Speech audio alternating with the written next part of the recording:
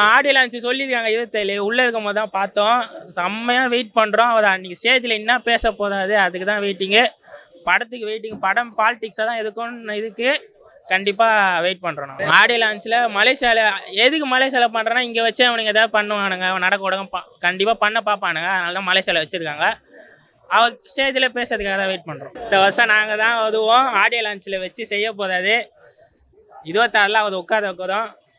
Youngsters இவனுங்க ஃபுல்லாக சொல்லுவானுங்க தற்கூதி கூட்டானு. நான் போன வாட்டிலாம் டிஎம்கேக்கு தான் ஓட்டு போட்டேன். இந்த வாட்டி போட்டேன் உங்களுக்கு தற்கூதியா? அதெல்லாம் இல்லை. 26 அண்ணன் தான் உட்கார வைப்போம். நாங்கள் தான் வரும். ப்ரோ அதுக்கு நம்ம போக முடியாது. நம்ம டிவியில் பார்த்து என்ஜாய் பண்ண வேண்டியதான் ப்ரோ. ரொம்ப நாளைக்கு பிறகு ஆடியோ லான்ச் வருது.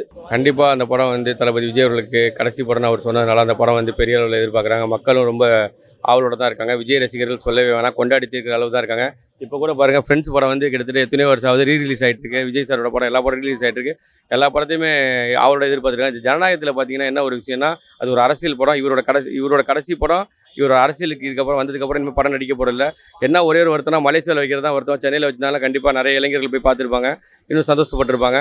மலேசியாவில் வைக்கிறது ஒரு சந்தோஷம் தான். ரொம்ப நன்றிங்க. இல்லை கொஞ்சம் வருத்தம் தான். ஒரு நல்ல நடிகர், நல்ல டான்ஸர், நல்ல பர்ஃபார்மரு, சினிமாவுக்கு உண்டான அத்தனையும் உள்ள ஒரு கலைஞர். அவர் சினிமா விட்டு விலகிறது, அதுவும் இந்த சின்ன வயசுலேயே விலகிறதுன்றது ரசிகர்களாக மனசுக்கு கஷ்டம் தான். நல்லா 96லேருந்து அவரோட ரசிகருங்க. அதனால் கஷ்டமாக தான் இருக்கும். அவரோட பேரே பச்சை குத்துற அளவுக்கு நாங்கள்லாம் அவரோட பிறந்தநாள் பச்சை குத்திருக்கோம் பாருங்கள். 22/6 பச்சை குத்திருக்கோம். அந்தளவுக்கு நாங்கள்லாம் விஜய் ரசிகராக இருந்திருக்கோம். விஜய் அரசியல் எப்படி பண்ணுவாருன்னு தெரியாது. விஜயை கொண்டாடி தீர்த்த ரசிகர்களில் நானும் ஒருவன். ஜனநாயகம் இல்லை, விஜய் படம்னாலே நாங்கள் எதிர்பார்த்து இருப்போம். இது கடைசி படம்னா ரொம்ப எதிர்பார்க்குறோம். அது சிறப்பாக ரொம்ப சிறப்பாக இருக்கும். அதெல்லாம் ஒன்றுமே பிரச்சனை. அவர் தான் நிறைய பேச ஆரம்பிச்சிட்டார். இனிமேல் என்ன ஆடியோ லான்ச்சுக்காக இனிமேல் பேச தேவையில்லை. அவர் தான் நிறைய பேச ஆரம்பிச்சிட்டார். இப்போ வேற இன்னொரு மன கஷ்டம். ஆடியோ லான்ச் வேற மலேசியாவில் வச்சுட்டாங்க. ஆக்சுவலி நான் பிளான் பண்ணிட்டு இருக்கேன், மலேசியா போகிறதுக்காக பிளான் பண்ணிட்டு இருக்கேன். மலேசியாவில் டிக்கெட் கண்டிப்பாக கிடைச்சிச்சுன்னா கண்டிப்பாக நாங்கள் ஃபர்ஸ்ட் டே போயிட்டு அங்கே முடிஞ்ச வரைக்கும் சீக்கிரமாக போயிட்டு நாங்கள் அங்கே இது பண்ணுவோம். ஏன்னா ஆடியோ லான்ச் இங்கே நடந்தப்போ நாங்கள் நிறைய டைம் போயிடுவோம்.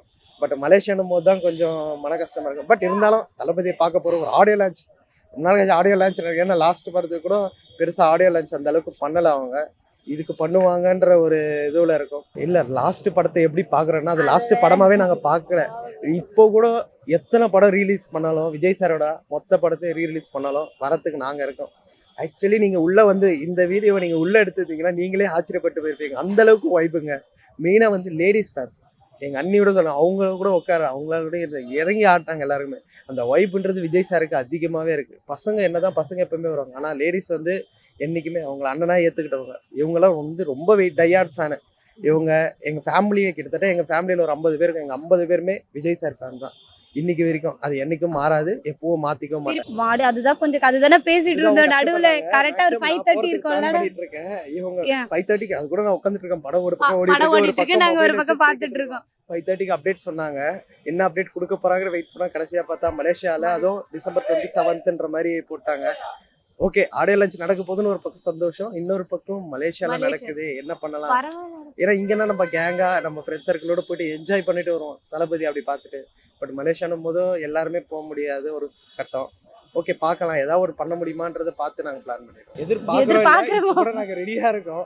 எப்போ ரிலீஸ் பண்ணாலும் போகிறதுக்கு ரெடியாக இருக்கும். அவங்களாம் ரொம்ப வெறித்தனமாக இருக்காங்க. ஃபர்ஸ்ட் கேட்டிருக்கோம். நாங்கள் இப்போதைக்கு ஆல்ரெடி தியேட்டர்ல இருக்கவங்கலாம் பேசி வச்சிருக்கோம். ஃபேமிலியாக ஒரு 10 டிக்கெட் கேட்டு வச்சிருக்கோம். நான் ஃபர்ஸ்ட் டே ஃபர்ஸ்ட் ஷோ அதே வீட்டில் சொல்லிட்டு இருந்தாங்க, நீங்கள் ஃபர்ஸ்ட் டே ஃபர்ஸ்ட் ஷோன்றதுனால லேடிஸ் வேணாம் அப்படின்ட்டு.